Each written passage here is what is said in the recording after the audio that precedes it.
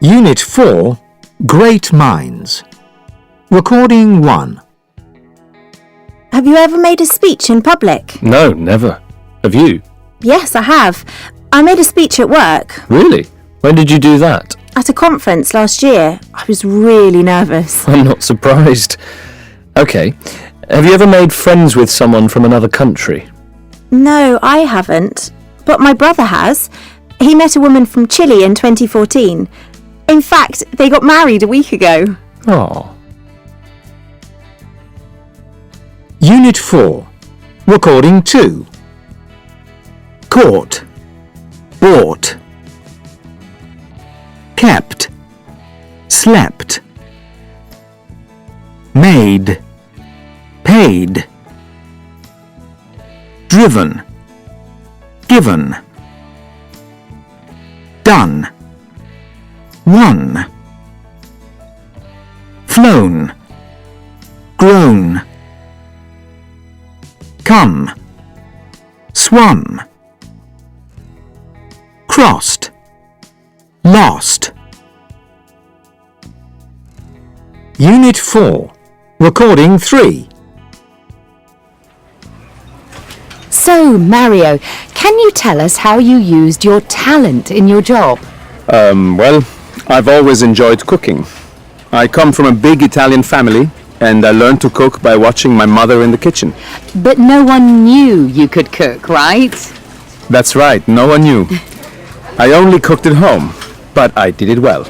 Then, in my 20s, I started to make meals for my friends. And well, I was working in an office. And I brought food to office parties, that kind of thing. Then you had an idea. I had the idea to sell my food at work. So your colleagues buy your food every day? Yeah, I started selling it to friends and colleagues, and then to other people at work. I prepared all kinds of things. Bread, pasta, cakes. And then you made a decision.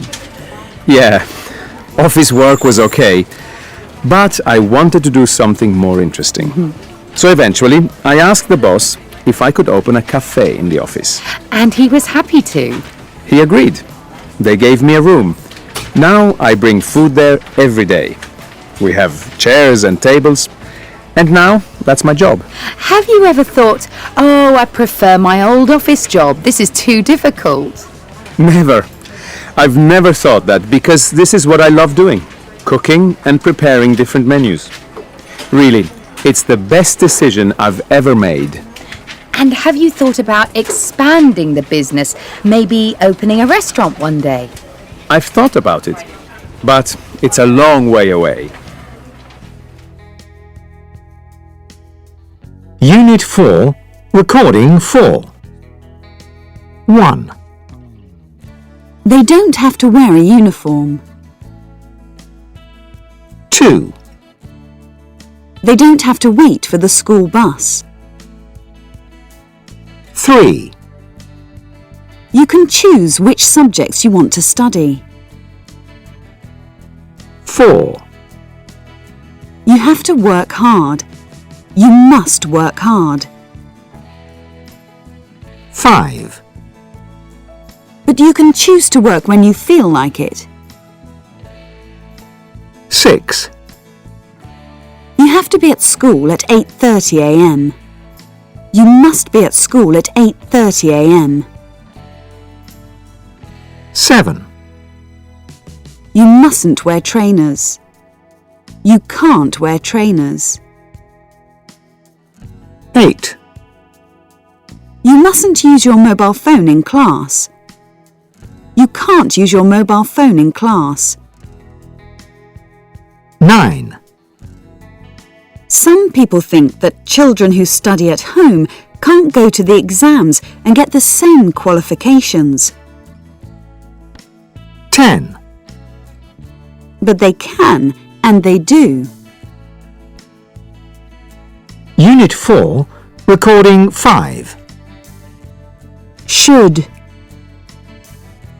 You should.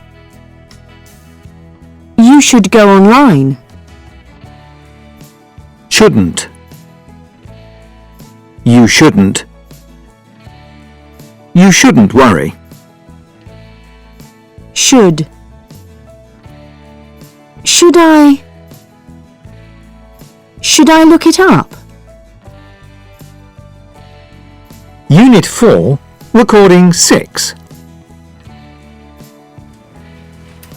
Magda, many of my students are too shy to speak in front of the class. They worry about making mistakes. Yes, this is a common problem. Teachers should give students time to prepare. Tell them the question and give them a few minutes to think about what they'll say. They can take notes first. That's a good idea. Also, let them practice in groups before they speak in front of everyone. This will give them confidence. Yes, you're right. I do usually give them a chance to practice first. Now, what about those students who have problems listening to English? Problems listening, that's common too. Native speakers, for example, people from the UK or Australia or the States, speak really fast and it's difficult to understand them. Yes, students should practice listening to native speakers. Fortunately, if they have the internet, there are lots of opportunities. They can listen to the news and to podcasts. But even better is to go on YouTube and watch film clips. When we can see the people speaking, it makes it easier.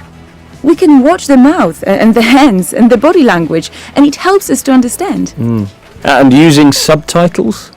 Some teachers say we shouldn't use them, ever. I'm not sure that's a good idea. Subtitles can be a real help. Students can see the differences between the spelling and the pronunciation of words. They can see which words are swallowed. I suppose so.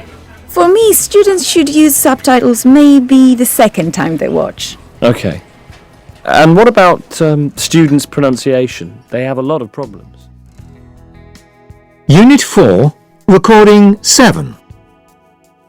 Okay, well, I think the most important invention is probably the internet. For me, it's number one. It's opened up the world and we can get lots of information for free now. And it joins people together from all different cultures and countries. That's true, but I think there are more important inventions. Really simple things that are so common we forget about them. Like what? Well, things like aspirin. It's not really an invention, I suppose, but can you imagine life without aspirin? Not really. And all the other medicines we use. Antibiotics to cure illnesses. And that's true, actually. Painkillers. And another invention that I see as really important is the car. Oh yeah, definitely. Before the car, travel was so slow it took days to get anywhere. That's true. People went everywhere by horse, didn't they? Yeah, and so the car opened up possibilities too.